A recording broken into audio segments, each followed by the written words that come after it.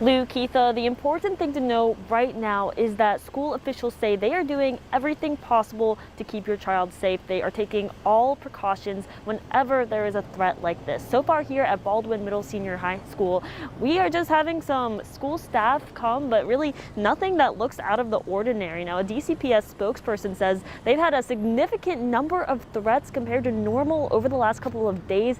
One here at Baldwin Middle Senior High School. So kids coming to school today and tomorrow will go through extra security. Some of those security heading inside includes metal detectors, backpack screenings, and less entrances to the school will be open. So these are all important, but that DCPS spokesperson we spoke with, Tracy Pierce, says the most important thing that anyone can do is to follow see something, say something. He says parents need to talk with their kids about this. Pierce says they really stepped up the see something, say something after the tragedy at Marjorie Stoneman Douglas.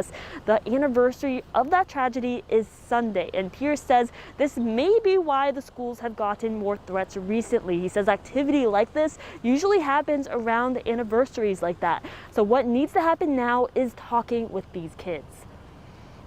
What we need right now is a matter of calm and appropriate dialogue around issues and kind of a de-escalation of the emotions around things.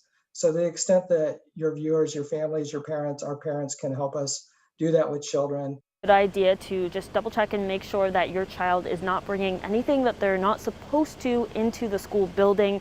We are live in Baldwin. We're going to head things over now to Leah Shields at Sandalwood High School.